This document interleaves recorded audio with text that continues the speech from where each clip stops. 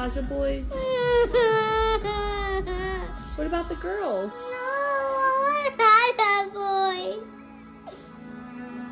You like the Sasha boys?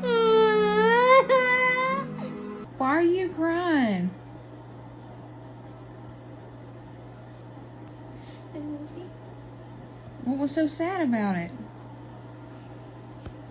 How he sacrificed his life for him. Oh, it's okay, baby. 전 세계 어린이들의 동심을 건드려버린 K-팝 데몬 헌터스. 제작진들이 서둘러 속편을 내놓고 진우를 반드시 되살려야 할 것 같네요. 소니와 넷플릭스의 문화전쟁이 시작되었습니다. 어느 누구도 예상하지 못했던 캐데헌의 세계적인 신드롬은 그야말로 전 세계 영화계와 스트리밍 업체에게는 충격 그 자체였습니다. 아이돌이 무대 위에서는 팬들의 심장을 흔들고 무대 밖에서는 악마를 사냥한다는 이 독특한 스토리를 배경으로 하는 캐데헌은 비평가와 팬들을 동시에 사로잡았을 뿐만 아니라 단순히 재미있는 애니메이션을 넘어서 이 작품은 지금 이 시간에도 전 세계에서 문화적 신드롬으로 폭발하고 있습니다. BBC는 캐데헌을 새로운 가족영화 신드롬으로 분석했으며 싱가포르, 필리핀, 멕시코 등지에서는 부모와 자녀가 함께 관람하는 대표적인 가족 콘텐츠가 되었다고 전해집니다. 또 다른 매체 뉴욕타임스는 특히 팬덤을 주목했습니다. 단순히 영화를 보는 게 아니라 팬들이 밈을 만들고 코스프레를 하고 OST를 따라 부르면서 제2의 K-팝 팬덤 문화를 형성하고 있다고 전했습니다.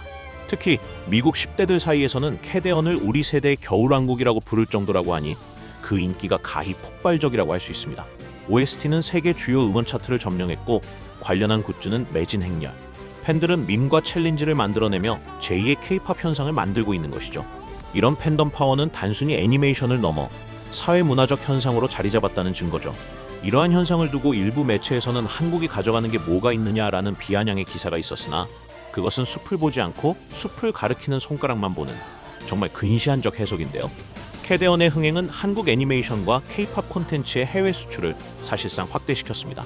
해외 팬덤이 유입되면서 한국 문화 콘텐츠 소비가 지속적으로 증가할 것으로 예상되며 캐데헌 OST 및 아이돌 컨셉이 실제 K-팝 음악, 공연, 팬 이벤트와 연결될 뿐만 아니라 해외 팬덤이 K-팝 음반, 굿즈, 콘서트 참여로 유입될 가능성이 높은 것으로 확인되고 있습니다.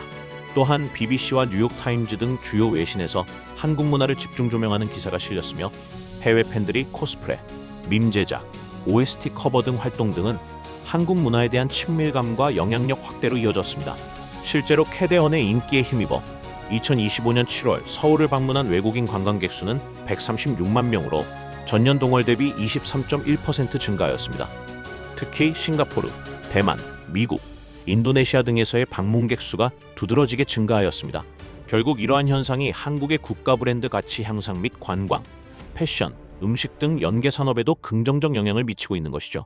그야말로 캐데헌의 성공은 넷플릭스뿐만 아니라 한국에게도 유무형의 큰 이익을 안겨준 것입니다. 그렇기에 캐데헌의 후속작 제작은 당연한 것으로 받아들여지고 있는데요.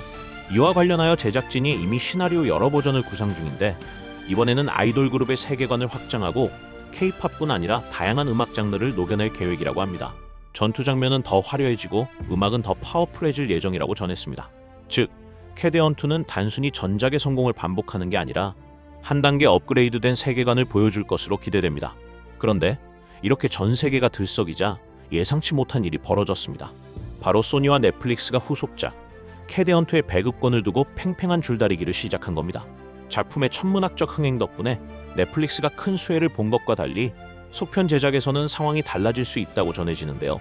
할리우드 소식을 전문적으로 다루는 스크린 렌트에서는 소니 픽처스 애니메이션이 속편을 넷플릭스로 가져가지 않을 수도 있다는 보도가 나온 건데요.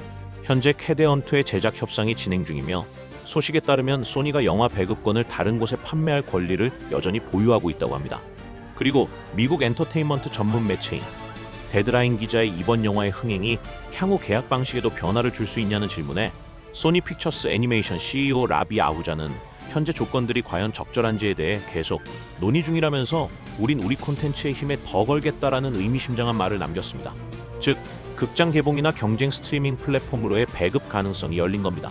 2021년 소니가 넷플릭스와 계약을 맺을 당시 상황은 지금과 달랐습니다. 팬데믹으로 극장 흥행이 사실상 무너진 시기였고 스트리밍에서 보장된 수익이 가장 안전해 보였죠.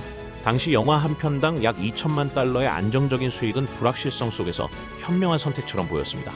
결과적으로 넷플릭스는 어마어마한 수익은 말할 것도 없이 세계적 신드롬이라는 명성과 데이터, 팬덤을 모두 가져갔지만 소니는 정액제 수익에 묶여버린 셈입니다.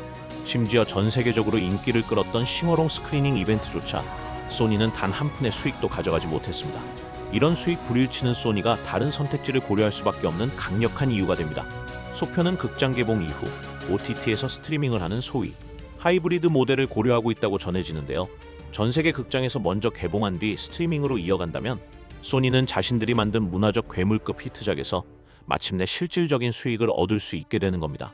이 불균형 때문에 소니는 소편을 넷플릭스 단독이 아니라 극장 개봉 이후 스트리밍 공개로 가려는 강한 유혹을 가지게 되는 것이죠. 문제는 넷플릭스도 포기할 수 없다는 거죠. 현재 캐데언은 넷플릭스 역사상 최다 시청 기록을 세운 레드 노티스마저 제칠 수 있는 잠재력을 갖고 있습니다. 만약 소편이 다른 OTT나 극장에서 먼저 개봉한다면 넷플릭스에겐 상상도 하기 싫은 엄청난 타격이 될 수밖에 없는 것이죠. 따라서 가장 가능성이 높은 협상 그림은 소니는 극장 개봉으로 박스오피스 수익 확보 이후 넷플릭스 스트리밍 독점 공개를 하는, 즉 양쪽 모두 윈윈하는 절충안이 논의라는 것입니다.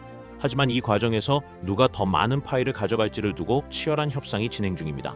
개인적인 생각은 만약 캐데언2가 소니의 주장대로 극장 개봉이 먼저 이루어진다면 넷플릭스 입장에서는 1편처럼 큰 수익을 가져갈지는 의문이 듭니다. 이번 인터뷰는 글로벌 배급 구도에서의 주도권 확보라는 목적도 포함되어 있을 것으로 보입니다. 팬데믹 이후 OTT 위주 배급에서 극장과 스트리밍 하이브리드 모델이 대세로 떠오른 상황에서 소니는 언론을 통해 자신들이 판도를 주도하고 있다는 메시지를 선점했으며 동시에 캐데언이 한국 문화 기반 콘텐츠라는 점을 활용해 한국 콘텐츠 성공의 주체가 소니임을 국제적으로 각인시키는 효과도 기대할 것으로 보입니다. 결국 이번 인터뷰는 단순한 정보 공개가 아니라 협상력 강화, 시장 신뢰 확보, 팬덤 동원, 글로벌 배급 주도권 확보까지 아우르는 전략적 메시지일 것으로 업계에서는 추측하고 있습니다. 캐데언은 단순히 잘 만든 애니메이션이 아닙니다.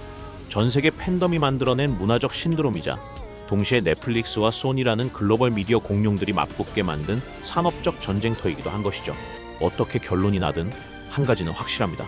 K-팝 데몬 헌터스 2는 단순히 또 하나의 안전한 넷플릭스 공개작으로 끝나지 않을 것이라는 점입니다.